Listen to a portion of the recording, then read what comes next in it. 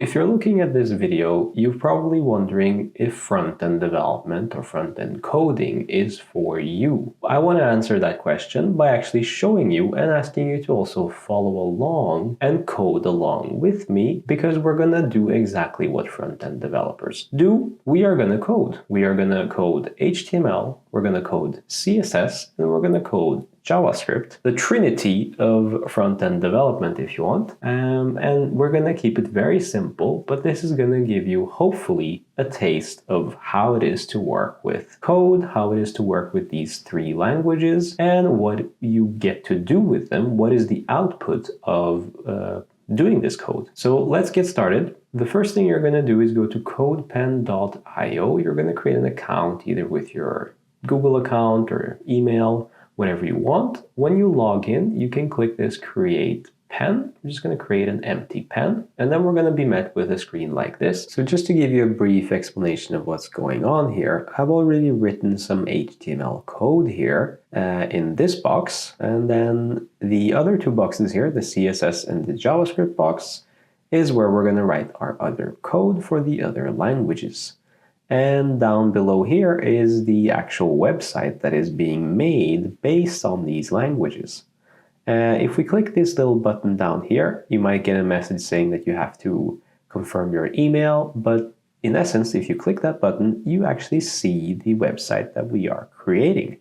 So you can close that, and don't worry, it's not gone. You can just drag it up here again. That's your website that we are creating. So the essence of our first language, HTML, is to write text and content and put it on our website. So let's do that. Let's first start with a blank page. You can also hit save up here to save your website whenever. You can also turn on autosave. I suggest that. So now we already have a clean slate. So how do we get some text? Well, we can write some text like this. We can hit save, and we see that it shows up. But this is not a correct way to write HTML. We need to give this text some meaning. We need to tell the browser, this window here, what is this text supposed to be? Okay, so we're gonna say, like I did earlier, we're gonna say H1, and H1 stands for heading 1, which is our biggest heading. So that's kind of the first heading that we want on any page. That's like the big title you see on any page. And if we start writing H1 and then we hit tab, we get these brackets. So we get, I'm going to split this up here. We get bracket and then H1, and then on the other side we have a bracket, we have a slash, H1, and another bracket. This together is an H1 element. And we're not going to go too deep into what that is, but it's basically an H1. That's where we put our text. So now, if we say some text here, like so, and we hit save, we see that that is automatically showing up down here. And it is also much bigger, as we can see, because we put it in an H1. Look what happens if I say H2, and again hit tab, and we get that auto made for us. We don't have to write those brackets because it's a bit of a, tedious task. So CodePen has done it easy for us by hitting tab, and we get the brackets made for us. Inside of here, we write other stuff. And then hitting save, we see that other stuff is being formatted smaller than some text. And this goes on all the way down to H6, smaller still. So I can also put this text back on the same line, so it's nice and orderly. Now we have three sized headings. The biggest one, H1, the smaller one, H2, and yet the smaller one, H3.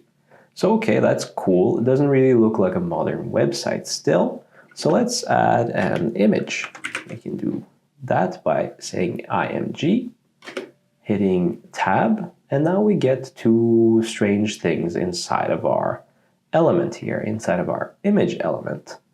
We get something called attributes, and it has two. something called SRC and ALT. So the SRC stands for source and the ALT stands for alternative text. So here we can say, let's just say, a sunny day. And then for the source, we're actually going to give it a URL to a sunny day image. So let's go to unsplash.com. Let's search for sunny day. Okay, there we go. Let's just click on this one. And let's copy the image address. Go back to our CodePen. And we're going to paste that into the source here, into the source attribute. And when we see it as saved, we see that our image is popping up as big as it can possibly be, because we haven't told it how big it should take up within our web page. We haven't actually told any of the HTML yet how to be styled. That's going to be done in the CSS here. Okay, so now we have some text. We have some, like an image that is starting to look a bit more like a website. So now you get the essence of what HTML does. We put content in the HTML. And then the content we usually want to display a bit differently than what it is by default being put as. This image is obviously way too big. Maybe this text also can get a bit more fancier. We can kind of maybe give it some other colors. Maybe we're going to center it. Let's try that. Okay. So moving on to our CSS. This is where the fun really starts happening if you are into design. If you don't like design and are more into the logical programming side of things, this is also where you start getting annoyed with front-end development. Because CSS has a lot of properties, it has a lot of stuff you kind of have to memorize a bit, or you have to quite often repeatedly search for how to do things. It is not as much logic-based as it is syntax-based. You have to kind of remember and look up how to do certain things quite often. But some things you'll just remember after doing it a couple of times. For example, like here, if we want to target the H1 here, we just write H1, and then we add these curly brackets here. And then we have an opening curly bracket and a closing curly bracket. And then we press enter. And then we, on line 2 here, as you can see here, line 2, we want to be writing the actual styling that we want to give this H1. So now we are saying in the CSS document that is connected to this HTML document, take all the H1s we have, which is currently just 1, and give it this styling, which is currently nothing. But let's add some color to this text. So let's say color and add these colons here. Let's say red. And then a semicolon after that. And we see that the text, the H1, just became red. Cool, let's try that with the H2 as well to see if we didn't make, it wasn't just a stroke of luck. Color, let's say this is going to be blue. And don't forget to add the semicolon after there. Cool, that is also displaying. Let's target the H3. And now instead of giving it a color, let's actually make the H3 bigger. Let's make it bigger than the H1, just for fun. This is not correct syntax, by the way. The H1 should normally always be bigger than the H2, which should normally be bigger than the H3. But now we're having just some silly fun, so let's go wild. So we're going to make the H3 have a font, and then dash size, and then colon. Let's give it a size of 40 pixels, and then hit save. Also, let's remember to add the semicolon. Now we see that the smaller still is ironically the biggest text. Some cheap coding humor for you there.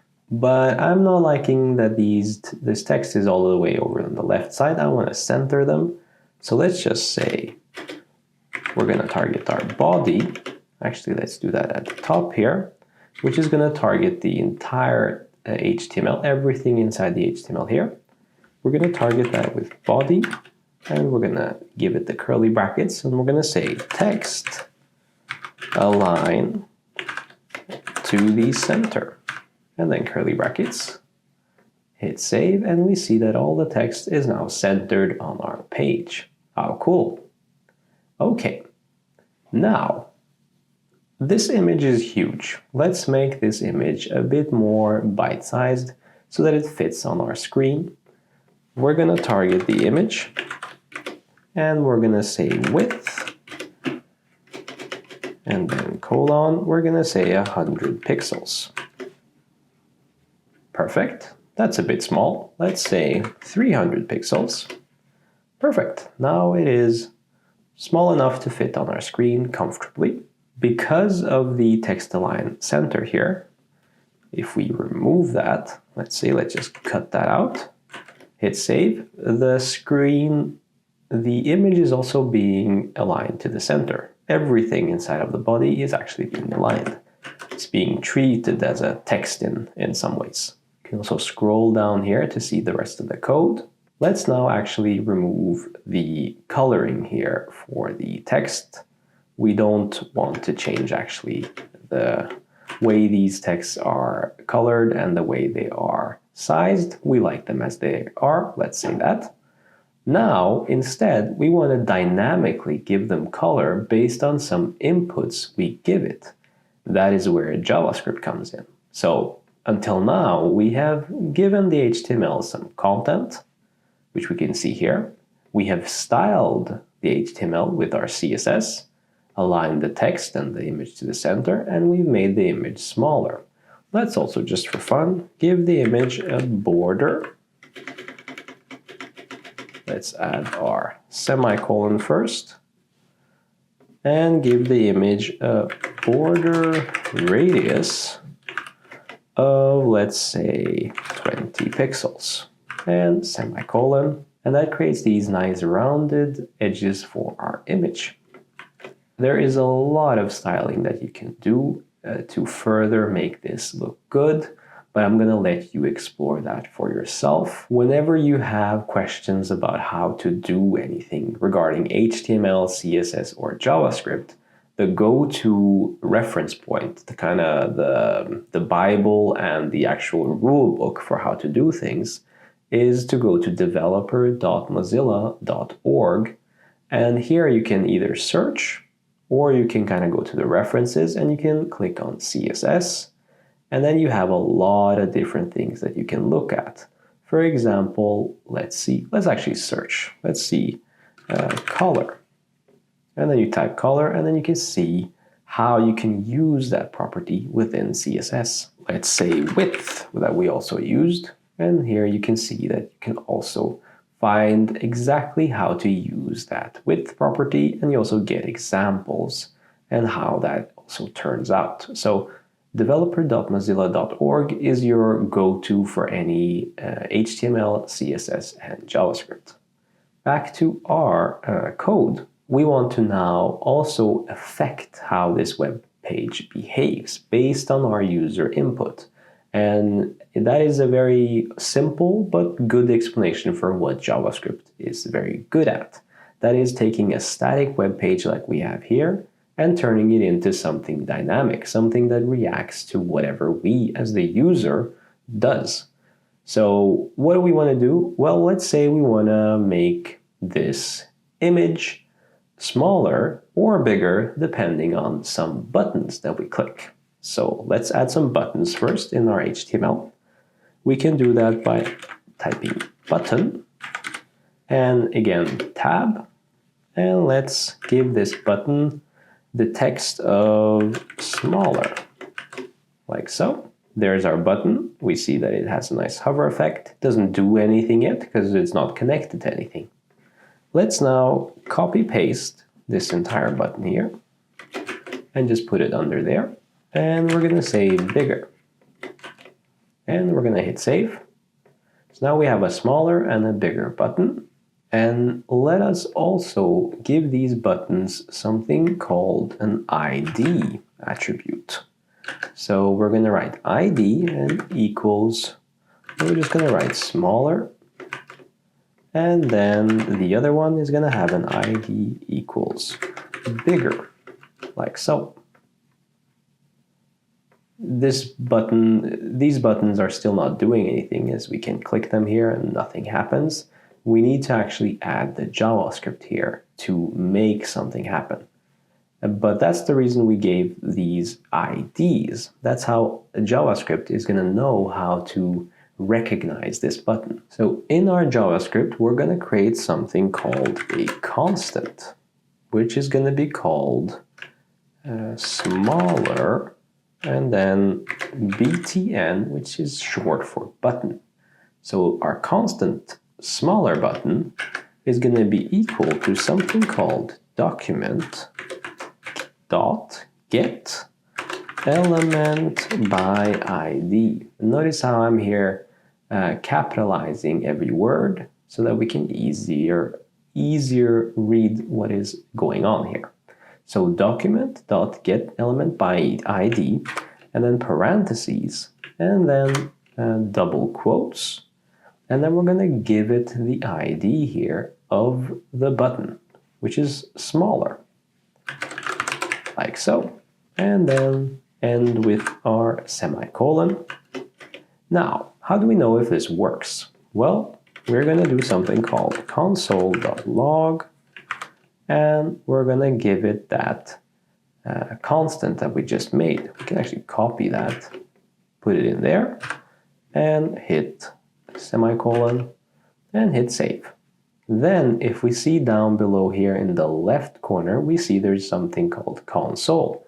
Hit that, and here we can see that we have button with an ID smaller, with the text smaller inside of it, and we have successfully console logged this whole element inside of our console here, which is kind of the browser's internal window to what is going on in the background, to put it that way.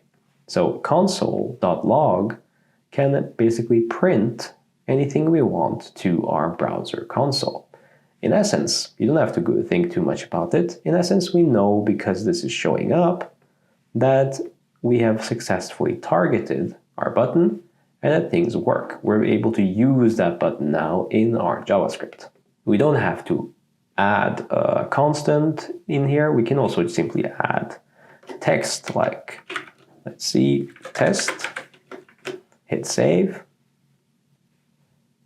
and we see that test is being logged to our console. So we can delete that console log now. We don't need it. We were just using it for testing.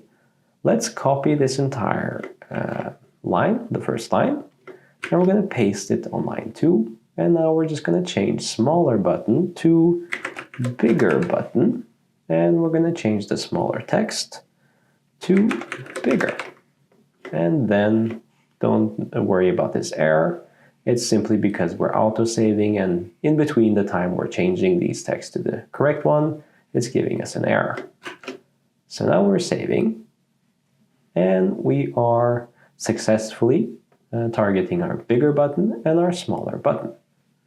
We can close our console. What now? If we click these buttons, nothing still happens. Well, we haven't told JavaScript to do anything yet. Now we have the buttons though, so we have the power to affect our page.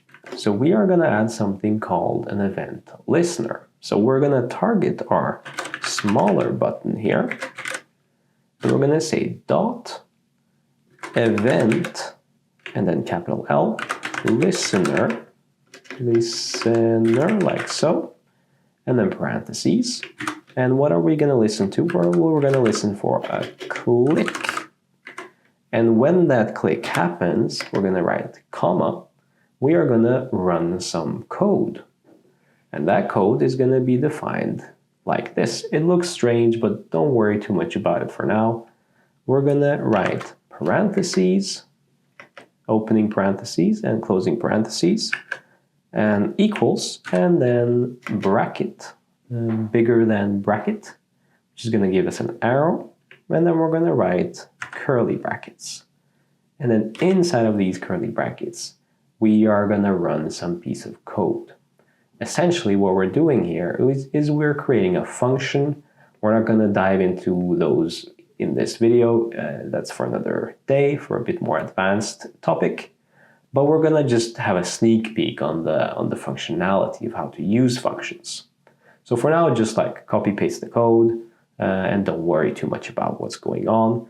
In essence, we're targeting the button. We're listening for a click on the button, like so. And then we're just going to run some logic when that click happens. Well, what is the logic? Well, let's try to see if this click even works. So if you remember how we did that, we're going to write console.log parentheses, and then we're going to write it works. And then we are going to add a semicolon and then hit save. And let's open our console. We can also clear the console here of old error messages. And then let's also minimize it a bit. We can scroll down here and let's click the button smaller. Of course, we have forgot to add the correct name for our event listener. That's why nothing is happening here. We're going to say add and then capital E event listener. Then let's clear the console, scroll down, hit smaller, and now it works, as we can see. So that is great. That gives you a good indication of how it is to write code as well. You generally type a lot of mistakes. You forget to add the add word before event listeners, and then something doesn't work. But you see that it doesn't work, and you start analyzing what is it that can be wrong. Usually you can also spot what you made a mistake to, or you could just Google add event listener, and you would find the correct syntax to use to make this work. So perfect example of what a front-end developer is going to be doing. But we want to do something cooler than just printing it works in the console when we click this smaller button. We actually want to make the image smaller. So how do we do that? Well, in order to affect the image, we also have to create a constant for it here in the JavaScript. So let's do just that.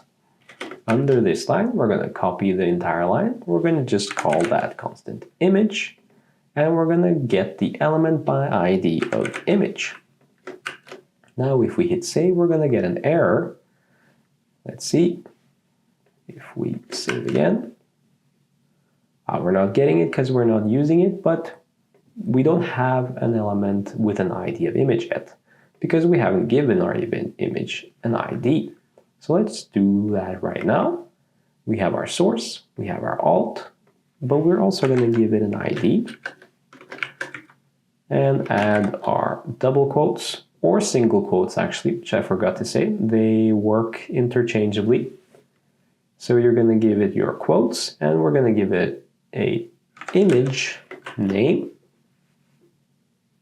So now we are correctly targeting our image from our HTML. Now, instead of this console log, we are going to target the image and we are going to say, go into the style of the image and then go into the width of the image and then set that equal to, let's say, 100 pixels. And then say semicolon and hit save. Now, let's close the console. Let's click the smaller button and we see that our image became 100 pixels wide. How cool! If we click the bigger, nothing happens yet because we haven't made that button function yet.